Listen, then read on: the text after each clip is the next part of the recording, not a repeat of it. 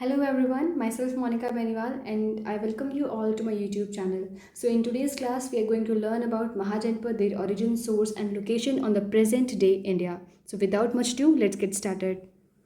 As in the previous video we have already learned about the kings, kingdoms and how they ruled. In today's video we are going to learn some in more detail that how these come into origin, how they emerged and what are their source, from where we get to know that महाजनपद भी कभी exist किया करते थे. सो अंगुत्तर निकाय नाम का एक Buddhist text था जहाँ पर हमें देखने को मिला कि कुछ 16 बड़े राज्यों के बारे में बात की गई और इन्हीं 16 बड़े राज्यों को कहा गया महाजनपद. जन एक बार देख लेते हैं, वैसे कल बात कर चुके हैं. जन मतलब के लोग, जनपद जहाँ पर लोगों के पैर पड़े, मतलब पहले राजा होता था सिर्फ लोगों का, फिर होने लगा एक टेरिटरी का, एक फिक्स बाउंड्री का, ज़मीन का टुकड़ा जो है कि भाई ये जो बाउंड्री है ये हमारे इस राजा की है, इस किंगडम की है. तो यहाँ से शुरुआत हुई महाजनपद्स की. और फिर कुछ जनपद थोड़े स्ट्रांग हुए, कुछ थोड़े वीक हुए, किसी ने दूसरे पे अटैक किया और उसकी टेरिटरी को अपने में मिला लिया. इस हिसाब से कुछ बन गए ज़्यादा स्ट्रांग, कुछ रह गए वीक. और स्ट्रांग कौन बना? जहाँ पर रिसोर्सेज सबसे ज़्यादा थे, क्योंकि अल्टीमेटली जो रिसोर्स जहाँ पर जितने हैं वही उसको क्या बनाता है, उतना ही पावरफुल. करेंसी नहीं, करेंसी आज के टाइम में जो है वो भी कहाँ से आती है, वो भी रिसोर्सेज से ही आती है. और वो रिसोर्सेज कौन से हैं? बेसिकली नेचुरल रिसोर्सेज हैं जो उन्हें क्या बनाता है, बहुत ही रिच बनाता है. तो अभी बात कब की है? In the beginning of 6th century BCE. What is BCE? BCE का मतलब है before common era. What is common era? बात कर चुके हैं पहले, फिर भी देख लेते हैं. Zero, this is BC timeline है ये हमारी. This is AD. आज के समय में जो हम हैं 2021, तो हम कहाँ पर? 2021 AD के अंदर हैं हम लोग. This is before Christ, this is anno domini ऐसे बोला जाता है. तो 6th सेंचुरी BC का मतलब है जो हमारा 500 की रेंज का जो भी हमारे ईयर रहे वो सारे कहाँ आते हैं? 6th century. जैसे कि अभी हम 2021 में हैं तो हम 20 मतलब कि 21st सेंचुरी की हम लोग बात करते हैं. ठीक है, I hope this is quite clear. Next, इनका एमरजेंस हुआ वैदिक पीरियड में. वैदिक पीरियड कौन सा? जो 1500 से लेकर 600 BC तक माना जाता है. इसको भी हम लोगों ने दो में डिवाइड करा हुआ है, अर्ली एंड लेटर. अर्ली को ऋग्वैदिक पीरियड भी कहा जाता है और लेटर जो वैदिक पीरियड है उसमें क्यों कहा जाता है अर्ली को? क्योंकि यहाँ पर ऋग्वेद लिखा गया. लेटर में बाकी के 3 लिखे गए, सामवेद कल बात कर चुके हैं, यजुर्वेद और अथर्ववेद. ऋग्वेद जो भगवान जो हैं उनकी प्रार्थना, उनकी प्रशंसा के लिए, उनकी प्रेस के लिए जो हाइम्स लिखे हुए हैं उनके लिए डेडिकेटेड है. सामवेद म्यूज़िक के लिए डेडिकेटेड है. यजुर्वेद के अंदर रिचुअल्स के बारे में है कि भाई जो रिचुअल्स होते हैं, सेक्रीफाइसेस परफॉर्म किए जाएंगे. सेक्रीफाइस मतलब बलि देना, यज्ञ करना, हवन करना, उनमें क्या मंत्र पढ़े जाएंगे, क्या क्या उनकी प्रोसीजर होगा, वो सब लिखा हुआ है. अथर्ववेद के अंदर क्या है? इसे हम मैजिक बताता है, ये जादू टोने से रिलेट करता है, ब्लैक मैजिक से रिलेट करता है अथर्ववेद. सो this was all about the वैदिक एज.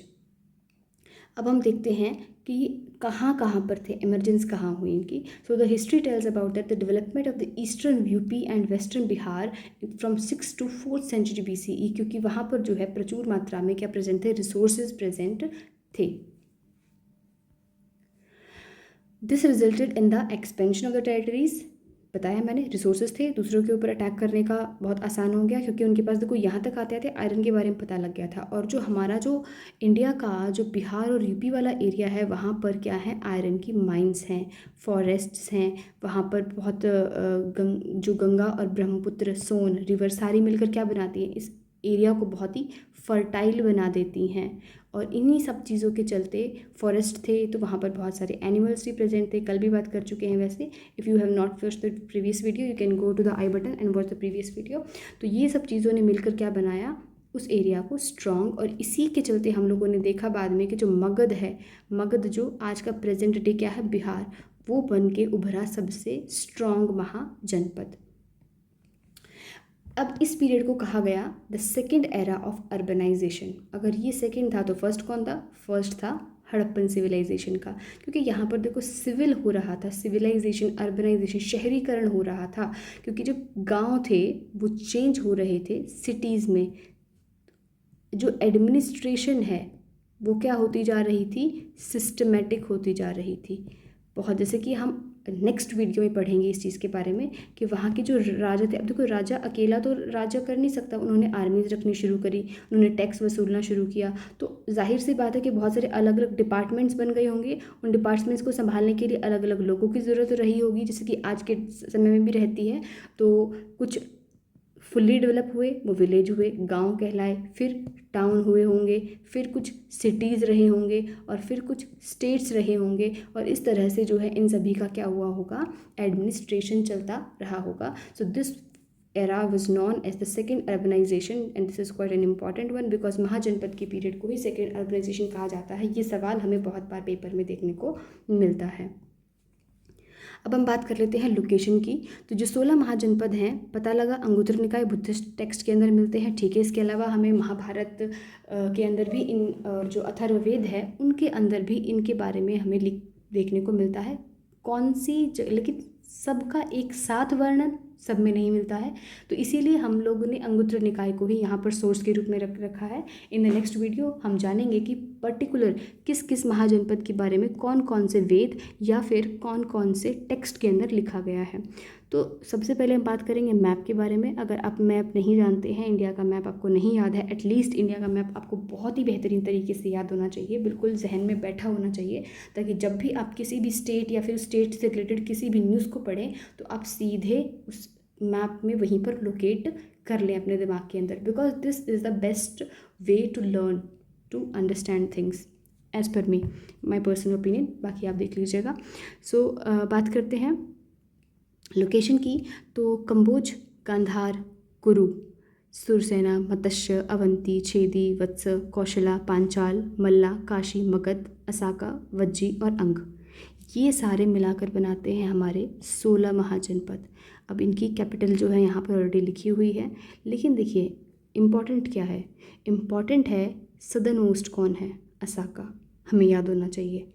ईस्टर्न मोस्ट में अंग, कैपिटल चंपा। देखिए ये जो कंबोज है ये था हिंदू कुश की पहाड़ियों के अंदर, प्रेजेंट जो कश्मीर है आज का हमारा है वहाँ पर। गांधार नॉर्थ वेस्ट, जो हमारा नॉर्थ वेस्ट फ्रंटियर प्रोविंस जो कि पाकिस्तान के अंदर प्रेजेंट हो रहा है। तक्षशिला के बारे में हम लोग जानते हैं, तक्षशिला नहीं भी जानते हैं तो बहुत बड़ी यूनिवर्सिटी रही है, द इंटरनेशनल यूनिवर्सिटी, बाहर के कंट्रीज से लोग आते थे हमारे यहाँ पढ़ने के लिए। हस्तिनापुर कुरु के बारे में अगर हम महाभारत को अगर आपने पढ़ा है या जाना या सुना है कभी भी, तो अब कुरुक्षेत्र के बारे में ज़रूर जानते होंगे, वही कुरु है, ये वही कुरुक्षेत्र है। पांचाल, पांचाली द्रौपदी को कहा गया। अंग देश का राजा कौन, कर्ण को कहा गया। गांधार से मामा शकुनी बिलोंग करते थे। तो ये सब क्या है, देखिए लाइफ के अंदर हमें रेलिवेंस ढूंढ लेनी चाहिए, मतलब कि इन चीज़ों को आप रिलेट कर लीजिए कहीं ना कहीं से, जिसको आप बहुत पसंद करते हैं या फिर जो आपको पता है बहुत अच्छे से, तो ये चीज़ों को याद करना आसान हो जाएगा। ये तरीका हर जगह काम करता है। सो अब हम देखते हैं इनकी कैपिटल और प्रेजेंट डे लोकेशन कहाँ कहाँ पर है। तो अंग देखा, चंपा। अच्छा एक और चीज़ देख लेते हैं, जो यहाँ पर रिवर्स हैं, ये हमारा गंगा यमुना का प्लेन एरिया है।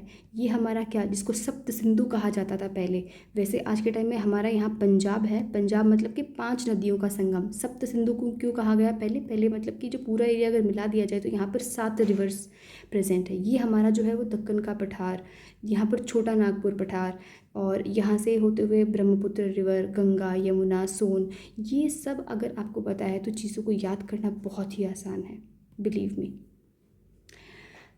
यहाँ पर जब आपको ये चीज़ें या थोड़ा सा आप इसको पढ़ लेते हैं तो ऑटोमेटिकली हमें निमोनिक्स दिमाग में खुद से आ जाते हैं, और खुद के बनाए हुए निमोनिक ट्रस्ट में सबसे ज़्यादा अच्छे तरीके से याद होते हैं, एज़ पर मी। तो बना लीजिएगा, और अगर डायरेक्टली याद होते हैं तो इससे तो बेहतर कुछ हो ही नहीं सकता है। बाकी हम जब नेक्स्ट क्लास के अंदर किंग्स और इनकी गवर्नेंस के बारे में बात करेंगे तो हमें और बेहतरीन तरीके से ये सब याद हो जाएगा, और revision is the key to remember anything. So just revise it so that वो आपके दिमाग के अंदर इतना अच्छे से बैठ जाए कि कोई आपको सोते हुए अगर जगा के पूछे तो आपको याद रहे। अंग, चंपा रिवर का भी नाम है, जिसको इसको अलग करती थी बाकी का जो एरिया था उससे। आज का प्रेजेंट कहाँ पर है, बिहार और वेस्ट बंगाल का एरिया जो है, जो देखिए पहले जो बांग्लादेश है वो भी वेस्ट बंगाल का ही एरिया कहलाता था, ठीक है, बाद में वो अलग हो गया। मगध, इसको राजगिरा इसकी पहले कैपिटल रही, फर्स्ट कैपिटल, सेकंड बाद में इसको शिफ्ट करके पाटलिपुत्र कर दिया गया। पाटलिपुत्र जो आज की में क्या है, पटना, ठीक है। और जब बुद्धिज़्म के बारे में पढ़ेंगे तो बुद्धिस्ट काउंसिल सबसे पहले कहाँ हुई थी, वो भी राजगिरा में ही हुई थी। और पाटल गया में बोध गया, जहाँ पर बुद्धा को क्या हुआ था, enlightenment. Okay, Patna. Next is Kashi. Kashi तो सुना ही होगा, काशी के अंदर बनारस काशी है ना, ठीक है। और यूपी के अंदर वत्सा, कुशाम्बी, इलाहाबाद यूपी के अंदर। फिर कौशला, श्रावस्ती और कुशावस्ती, साउथ एंड नॉर्थ, तो अलग अलग कई बहुत सारे हम देखेंगे ऐसे जहाँ पर एक जनपद की दो कैपिटल हैं। ये भी ईस्टर्न यूपी के अंदर। सुरसेना, मथुरा वेस्टर्न यूपी के अंदर। पांचाल, बरेली और काम्पिल्य। बरेली मतलब प्रेजेंट लगा रखा है मैंने, ये तब का नाम बरेली नहीं था, तब था अहिछत्रा एंड काम्पिल्य और अहिछत्रा वेस्टर्न यूपी के अंदर। कुरु, इंद्रप्रस्थ कैपिटल थी। मेरठ और साउथ ईस्टर्न हरियाणा, कुरुक्षेत्र जहाँ पर है, जहाँ पर गीता का ज्ञान दिया गया। मत्स्य, विराटनगर, राजा विराट ने इसको बसाया था, इसीलिए इसकी कैपिटल विराटनगर रही। और कहाँ है ये, जयपुर। जब महाभारत के अंदर वो पांडवों को, पुत्रों को दिया जाता है अज्ञातवास, तो वो विराटनगर में जाके रहते हैं। एनीवेज, तो आगे देखते हैं। Chedi, Sotthivati, Bundelkhand region, UP and MP का जो एरिया है वहाँ पे। अवंती, उज्जैनी एंड महिष्मती। उज्जैन, अवंती देखेंगे आप ध्यान से तो वहाँ पर सतपुड़ा और विंध्या के पहाड़ हैं, तो एक तरफ उज्जैनी उसकी कैपिटल रही और एक तरफ महिष्मती अवंती की कैपिटल रही। मालवा और एमपी का जो एरिया है। गांधार, तक्षशिला भी आपको देखने को मिलेगा कहीं पर भी। रावलपिंडी पाकिस्तान के अंदर। कंबोज, पूंछ देखने को मिलेगा आपको, या फिर रायपुर भी कहीं ना कहीं दिख जाता है कभी कभार। तो ये कहाँ है, हिंदू कुश की पहाड़ियाँ, Kashmir, north west frontier province, Pakistan, Rajouri और हाजरा। अस्माका भी बोल देते हैं इसको, असाका भी बोल देते हैं, पोटाली, पुदाना। और ये आज के दिन में कहाँ है, तेलंगाना के अंदर है। और ये कहाँ पड़ता है, ये हमारा आंध्र प्रदेश का एरिया, तेलंगाना का और महाराष्ट्र का जो एरिया है वहाँ पर ये प्रेजेंट है। बैंक्स ऑफ गोदावरी, गोदावरी नदी के किनारे। वज्जी जो देश है वो वैशाली उसकी कैपिटल रही। और बिहार जो प्रेजेंट लोकेशन है, मल्ला, कुशीनारा, देवरिया और यूपी के अंदर जो आज के दिन में प्रेजेंट है। So this was all about the mahajanapada, their capital and present location. In the next class we are going to learn about kings और उनके टाइप ऑफ गवर्नेंस, जहाँ पे अगर हम हायर एग्जाम्स के लिए प्रिपेयर करते हैं तो बहुत इंपॉर्टेंट क्वेश्चंस देखने को मिलते हैं। So thank you so much for watching this video. Stay tuned and keep learning. Bye bye.